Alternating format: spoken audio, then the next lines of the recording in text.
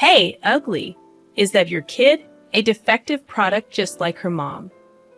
These were the words hurled at me by my ex-husband Sean as he scrutinized me and my daughter sitting in the wheelchair. I was pushing it from head to toe immediately upon our reunion after 13 years. I was about to respond with some foul language when Ken, my current husband, spoke up from behind me. "What's wrong with my daughter?" His deep baritone voice resonated so well that not only I, but also the people around us, couldn't help but turn. However, I might have been the only one to notice the chilly undertone in his voice. Looking back at Sean, I could see his face had turned pale. My name is R.A.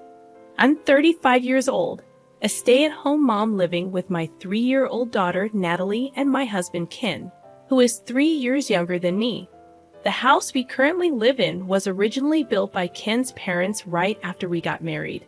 My mother-in-law passed away suddenly from an illness, leaving her elderly husband living alone.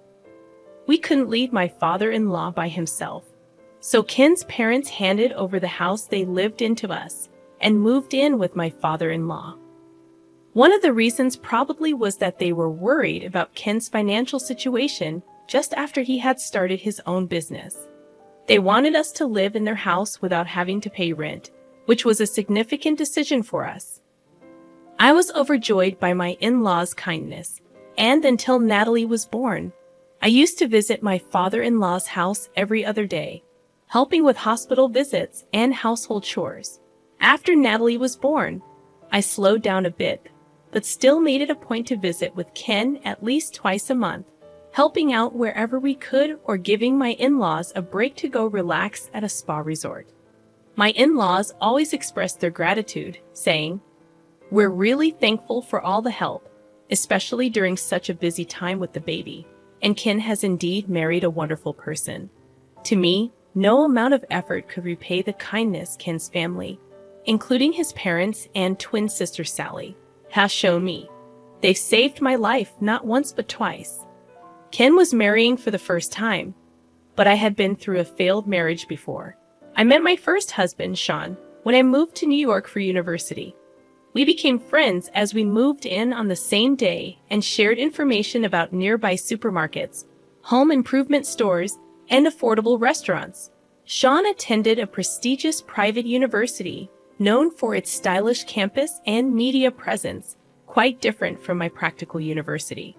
He was tall and handsome.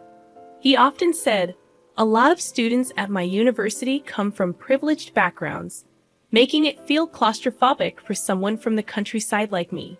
You and I are alike. It's easier because we don't have to put on airs." And so he started to spend more time at my place, eventually leading to us living together like a couple. Back then, I couldn't believe I was dating a handsome guy like Sean. I thought, I might not have the glamour of the female students on C's campus, but I can be a comforting presence. I ended up doing all the housework, cooking, cleaning, and laundry, which in hindsight was absurd. A man who seeks comfort right at the start of a relationship is hardly ever a good sign, as that comfort is purely self-serving. Love is blind. I ignored Sean's selfishness. When he said, "I want to quit my job because it's tough, but I can't afford to because I don't make much. My classes have gotten harder since I've advanced in my program," I suggested, "Why don't we move into a slightly bigger apartment? Don't worry about the rent." So we moved to a new apartment near our initial meeting place, and I ended up covering all the rent. Sean insisted on having 2 phone lines, one for him and one for me, claiming, "My dad got transferred to Europe for work around the same time I started high school, and my mom went with him. They're very conservative, and if they found out I was living with someone, they might stop sending money or even tell me to drop out. You wouldn't want that, and neither would your parents, even if we're planning to get married eventually."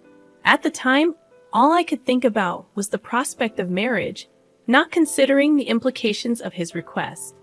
This cohabitation put a significant financial burden on me since the apartment lease was in my name.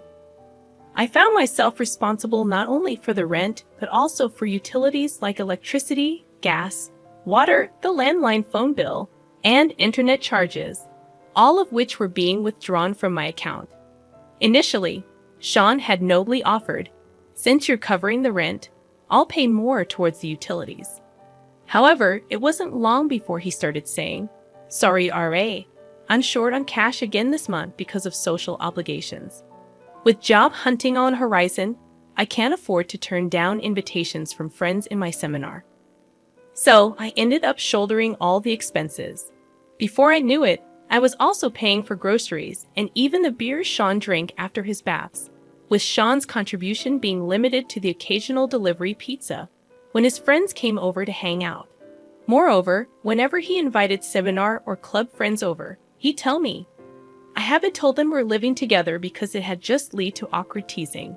You should stay away from the apartment for the day." Outside of university classes, all my time was consumed by part-time jobs and household chores, leaving me with no one to confide in, rant to, or seek refuge with, forcing me to spend nights at manga cafes or diners. The summers were tough, but waiting on a park swing in the cold, early mornings for the time when I could return home without enough money for warmth, I couldn't help but cry, wondering, what am I even doing with my life?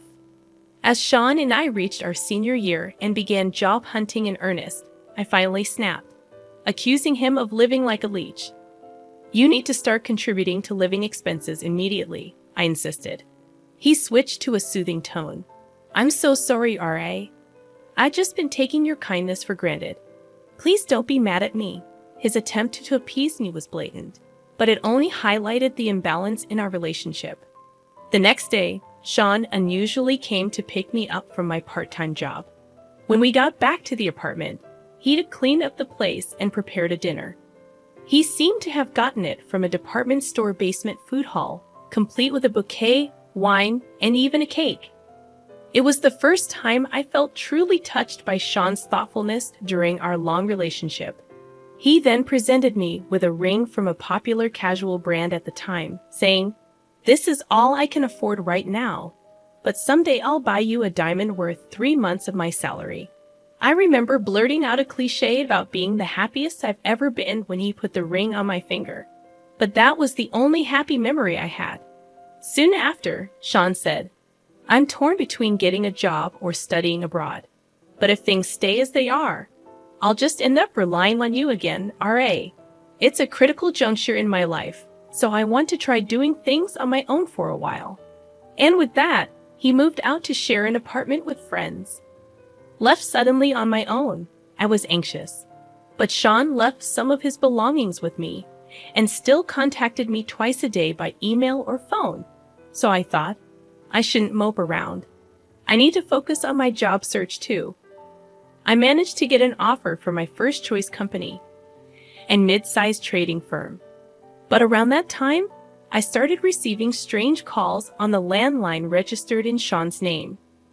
Naturally, I'd hear the messages left on the answering machine with ominous words like, "We'll be in trouble if you don't repay us by this week, and don't take us lightly." I quickly contacted Sean's cell, but he just brushed it off, saying, "It's nothing. Don't worry about it." Then letters began arriving in the mail filled with words like payment reminder and final notice. When I confronted Sean more forcefully, he snapped, saying, "Stop nagging. I've been putting up with someone as ugly and defective as you this whole time, so the least you can do is pay this off as a thank you." After that, he stopped answering my calls. Deceived by his regular contact, I realized too late that I hadn't asked for Sean's new address. When I tried contacting his university, they refused to give me any information, saying, "We can't disclose that to unrelated individuals." Desperate for any clue, I'd opened some of the cardboard boxes Sean had left in the apartment. Inside were documents from several finance companies hinting at debts, old clothes with no resale value, and a used, outdated laptop. There was nothing that could lead me to Sean's parents' address or his current whereabouts, making me realize I was nothing more than a source of money to him. But things got worse. Not long after losing contact with Sean, two men in suits showed up at my apartment, informing me that as Sean's wife and guarantor for his debts, I was expected to repay them promptly. The additional blow, at a time when I hadn't even recovered from the shock of being abandoned by Sean, was enough to devastate me. It was Ken and his family who rescued me from this situation. That's why I've always wanted to do everything I can for my parents and kin. However, as I was pushing my daughter Natalie's wheelchair through the mall, I had an unexpected reunion with Sean, the man who had betrayed and abandoned me 13 years ago. He looked at me and Natalie rudely, then approached with an unpleasant smile. And the first thing he said was, "Hey, ugly, is that your kid? A defective product just like her mom." I was about to lose my temper, not just at the insult to me, but to my innocent daughter, when a man stepped in between Sean and me. It was Ken, my husband. "What's wrong with my daughter?" Ken asked, his voice carrying clearly. Passers-by stopped to see what was happening, but Sean, for some reason, turned pale and didn't retort. As Natalie and I looked back and forth between Sean and Ken, Sean, unable to withstand the surrounding gazes, snapped at Ken, "This is private. It's none of your business, right?" But Ken, unflustered, replied, "I'm involved because it concerns my family. Otherwise, I wouldn't bother speaking to someone like you." Then, turning to Natalie, he said with a smile, "Mommy and Daddy have some business to take care of. Auntie will be here soon to pick you up, so why don't you go to her house first?" Hearing that, I couldn't help but exclaim, "What?" However, Natalie, unusually composed for her age and not easily surprised, said, "Okay, since it's a celebration, make sure you come early." Soon after, Ken's sister Sally arrived with her children, and Natalie left with them, leaving the scene behind.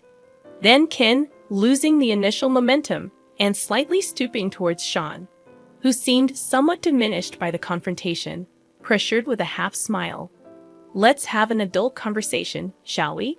It's best we move somewhere else rather than providing a free show for the public." Sean, not particularly short but significantly overshadowed by Ken's near 6'3" statured and faced with Ken's unsmiling gaze, probably thought it better than being goaded by onlookers and surprisingly agreed to Ken's suggestion to change locations. The three of them took a taxi and arrived at the building housing Ken's office. With the push of an elevator button and a glance at the tenant directory next to it, Sean realized they were headed to a law firm, which made his complexion turn pale again. But it was too late to run away, so he reluctantly joined them in the elevator on his supposed day off. Ken appeared with a stern face, bringing his wife, me, and a guest, which surprised the office staff. However, by the time we were escorted to the back reception room, they had regained their composure, watching Ken's profile. I managed to calm my nerves, but the only one who remained visibly restless and uneasy was Sean.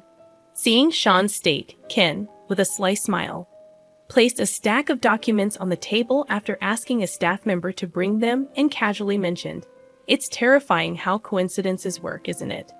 To think we'd meet the very person involved before showing this investigation report to the chairman." Sean's complexion grew even worse upon hearing this, but I had no idea what they were talking about. Noticing my confusion, Ken began to explain to both Sean and me. The chairman he mentioned was a major client of Ken's office, the current chairman of a machine tool manufacturing company. Recently, the chairman personally summoned Ken to the company's headquarters, where he was introduced to the chairman's youngest daughter, who had just returned from studying in the United States. The chairman had a special request.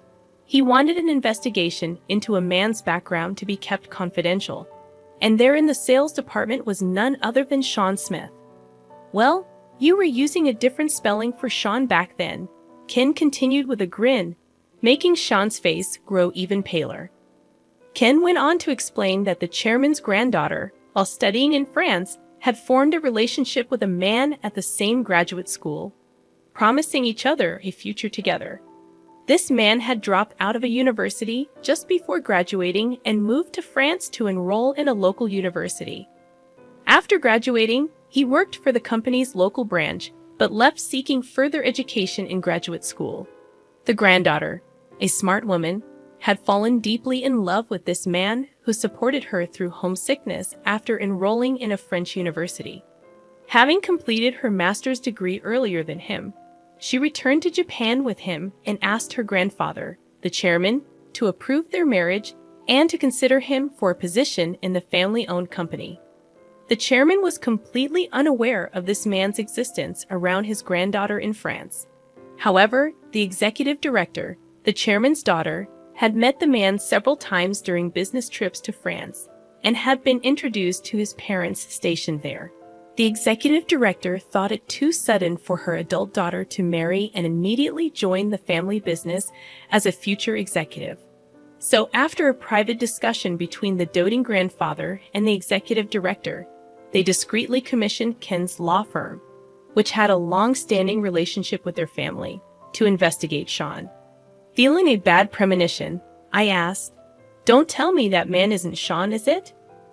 But before Ken could answer, Sean snapped back, "What? It's a problem if it's me. We've been over for ages. And who I marry has nothing to do with you." Sure, Sean was a part of my past I'd rather forget, and I had no interest in his current affairs, but there was plenty I wanted to say to him out of spite. "Separated. Yes, but right before that, you filed for our marriage without my consent, made me a guarantor for your debts, then disappeared," I shouted, and Sean seemed taken aback for a moment, but quickly smirked.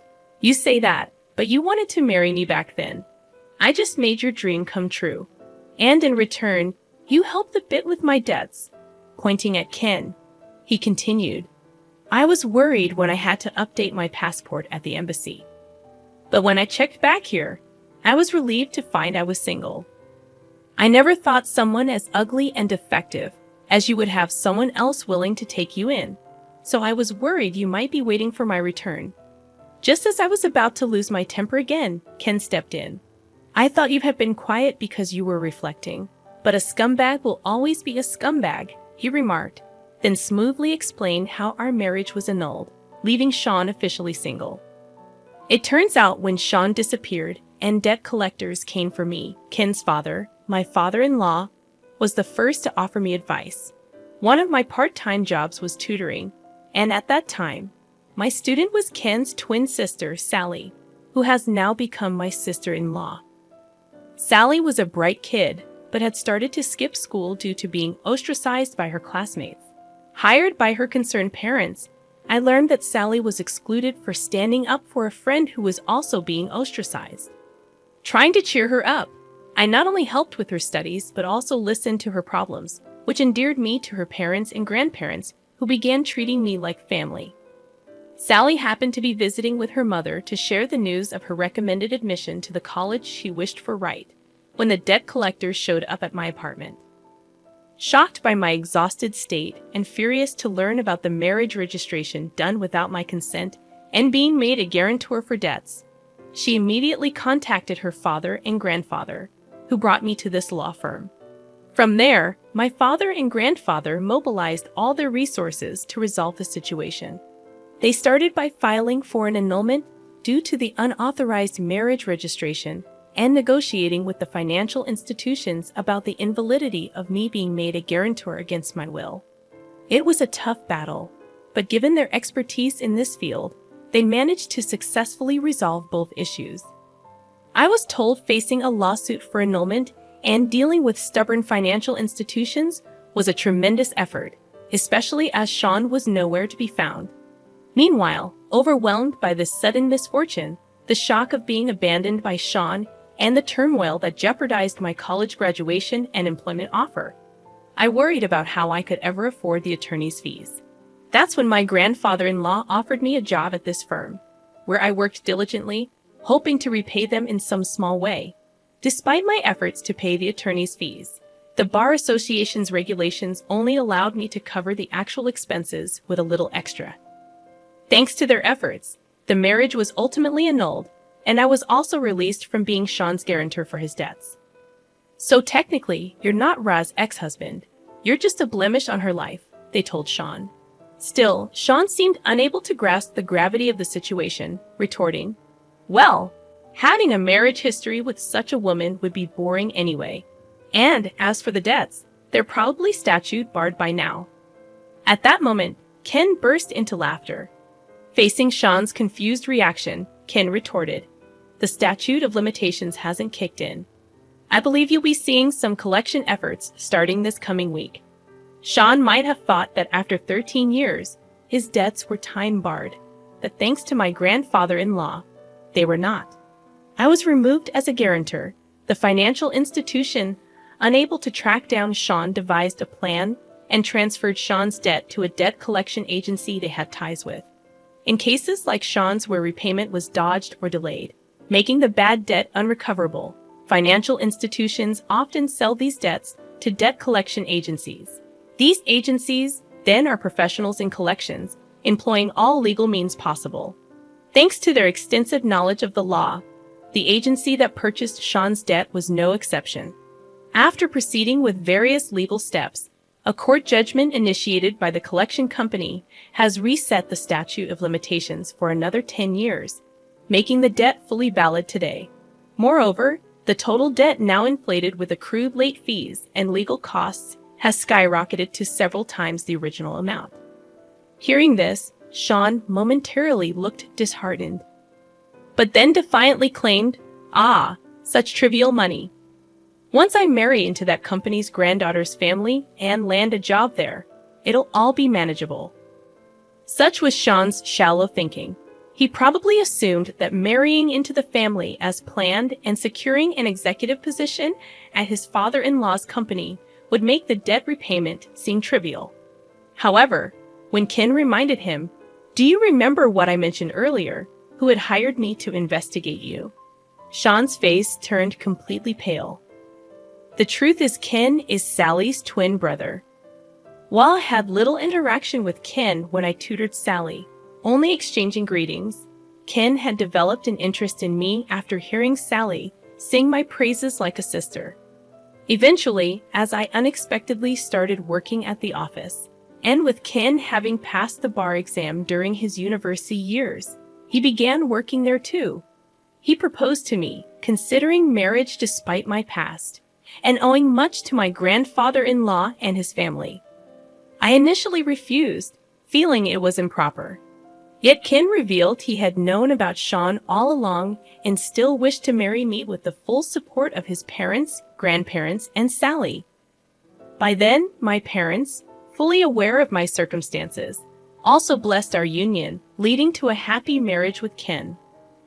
Unlike me, who wanted to seal away the past, Ken had harbored a desire for revenge against Sean for years. The request from the chairman was initially thought to be a coincidence of names, but further investigation confirmed that the Sean Smith, who was the chairman's daughter's boyfriend, was indeed the same Sean Smith who had discarded me like trash. Based on that, Ken was about to submit the report first thing next week. "You might have gotten away with it using different spelling overseas, but in here, it doesn't work that way," Ken said, admonishing Sean for thinking such shallow tricks would work on a lawyer. He revealed that he had already sent an email and a report to the chairman and his granddaughter. Since then, we've occasionally received inquiries from that financial institution checking if they had located you.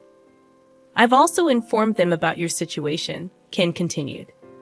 Suddenly dropping to his knees, Sean begged, "Please, somehow convince the chairman and the others that it was all a mistake."